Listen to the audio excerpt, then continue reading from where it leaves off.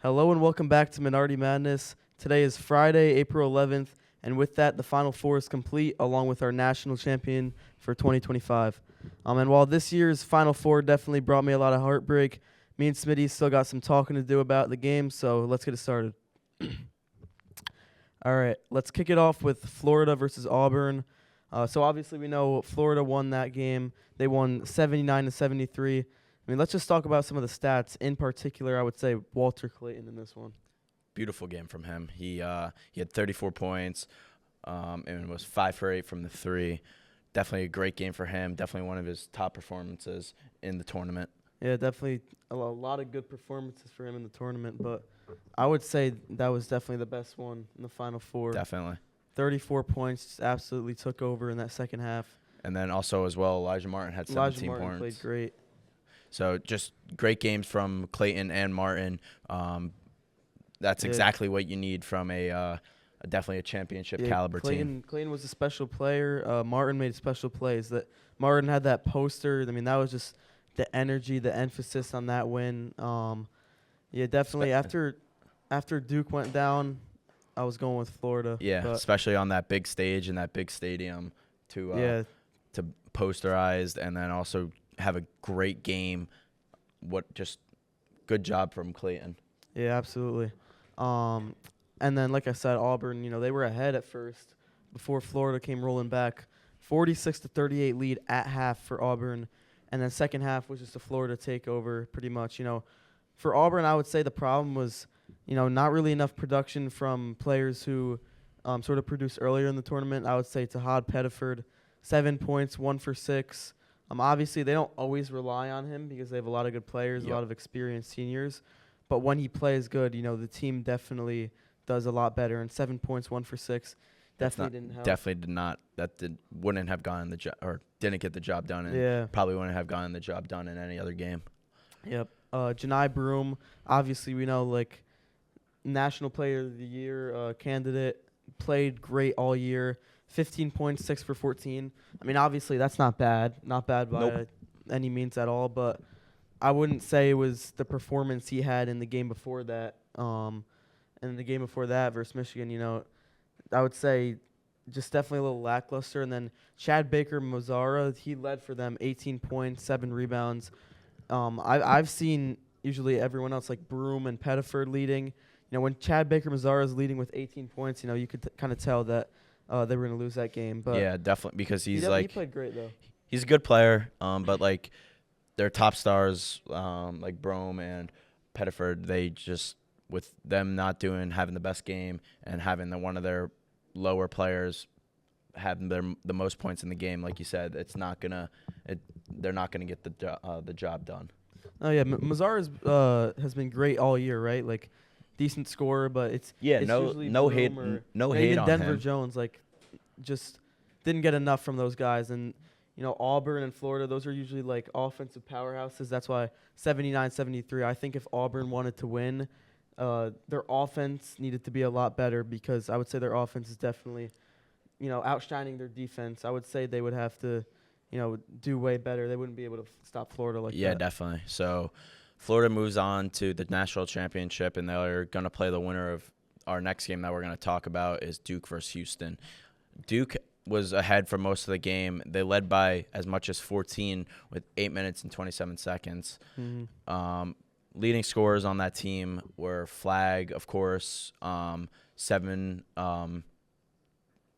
with 27 points, and then Knipple had 4 threes. Knipple at 17 or something like that. But yeah, Flagg and Knipple definitely played the best. It's been like that in a lot of games, but Flagg 27 points, 7 rebounds, 4 assists. That's all I could ask for from a freshman in college.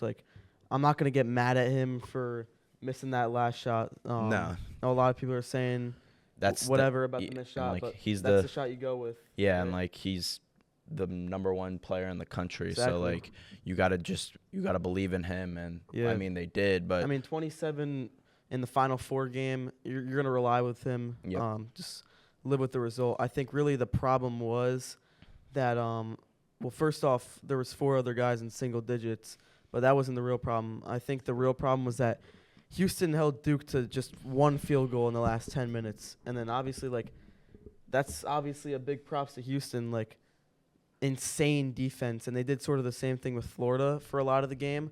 But one field goal in the last 10 minutes, I mean, obviously that's not going to cut it. Nope.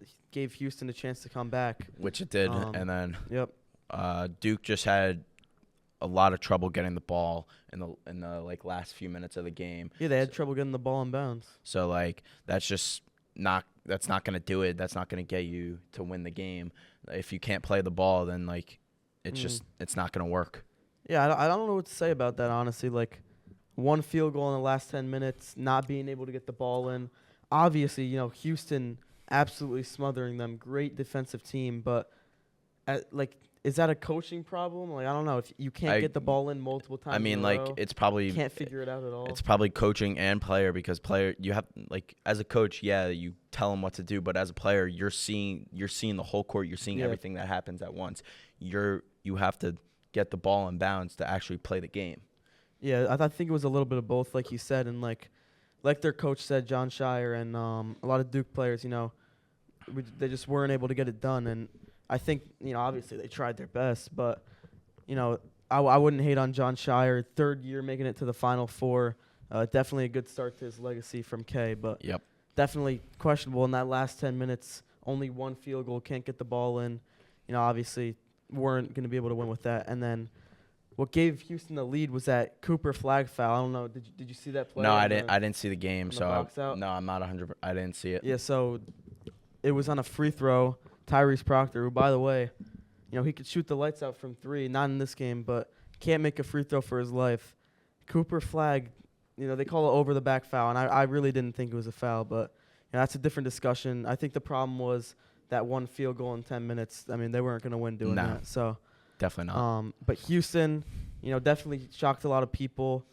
Just under the radar. Shocked me, obviously. Yeah, Kelvin Sampson, their coach, said it too. Like, don't sleep on Houston. Yeah, like, shocked me. Like I said 2 weeks ago, I said that Houston. I don't think Houston was even gonna come close to the Final Four. I don't even think people even thought Houston was gonna even make it to the Final Four. Yeah, I definitely could have saw them making the Final Four, but never did I think they were beating Duke. Yeah. All right, let's wrap this up by discussing the national championship. I would start by saying Houston just absolutely owned the first half of the game. Defense was intense the whole game, but definitely more in the first half. Yep. Held Florida to 28 points. Let's just talk about that defense that was played on Walter Clayton. They had him in a box for a good amount of the game. They shut him down. They were like clamping him, basically. Yeah. I don't think he touched the ball, right? Or maybe he touched it. He touched the ball. He touched it, but like not able to get any shots off. He wasn't able to get any shots off. He had 0 points in the first half.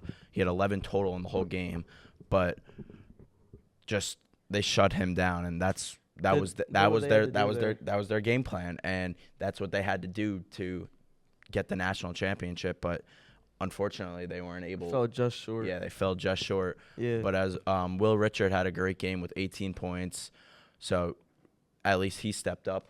Yeah, with Clayton only scoring 11, 0 points in the first half, you have to think with Florida winning this game that someone else would have to step up, and I think Richard definitely made some tough shots. And played his part in leading his team to the win. Yeah, definitely. For Houston, LJ Cryer, not a lot of, high scores in this one, but for Houston, LJ Cryer definitely did pretty good, 19 points. But I would say the defense mostly stood out for them. Yeah, definitely. The defense was definitely that was their game plan. Like I said, like going into the game. That's what they rely on every Exactly, game. their defense. Their defense is one of the best.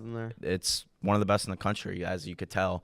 But Florida made their way back in the second half after going down double digits. But just what a comeback, and what a comeback for Walter Clayton in the second half. He definitely showed that he is one of those top players in the country, and that he could work through what they're doing and see that he is a top player. Yeah, like Coach Todd Golden said for Florida, ugly game, but came out with the win, did what they had to do. What happened to Houston is what they did to Duke just 2 days before. Had the lead, had it all for them, 10 points. I would say Duke had it a little bit better, but Houston, I wouldn't say they blew it, but they definitely gave up. They had it in their hands. They literally it was sitting right there for them, and they just had I to. think they just had to score a little bit more. They had to score a little bit more, and they had to shut down Clayton. But They still didn't do a bad job. in the second Scored half, 11 in the not second. as much as they did in the second half or in the first half. Yeah. Though second half, they definitely went into the locker room and were like, "We got to keep doing what we have to do," but they just couldn't complete what they were doing. Yeah, so obviously Florida came back. Let's just talk about that. You saw that end of the game shot from Yep. Sharp. Yeah, Last play of the game. I don't know. What are your thoughts on that? I think it was just I think it was good defense. good defense, and I think definitely just he did what he had to do. I mean, he definitely didn't do what he had to do. Are you talking about Sharp or Clayton? Sharp. Well, Sharp definitely didn't do what he had to do. Or Couldn't get the Clayton- shot off. Yeah, Clayton definitely did like what he had to do to get that shot, Yeah. but like Sharp just didn't do great D. Wait, are you? No, I'm talking about the shot at the end of the game where Sharp came off the screen. Houston was down 2. Oh. Where he jumped and Yeah, dropped yeah, the yeah. ball. Oh yeah, that like and then like where like they couldn't get possession of it. They should Exactly, he should have exactly. he should have passed it. No, yeah. Just the problem was leaving his feet. I think he thought he had a clean shot, and then I mean, Clayton even came flying in. Even if like he didn't have a clean shot, he still has to get it out. He has to get it out of his hands because with 2 seconds left, what's like If he pump faked, he would have had a wide open 3. or but that, yeah. You just got to live with the result. I'm not gonna clown on Sharp. I know a lot of people do, but he's had a great year. Houston falling just short. Definitely makes me mad because they beat Duke, but that's going to do it. Florida wins the NCAA National Championship for this year, and that's going to do it for this week. Thanks for tuning in. I'm Minardi Madness.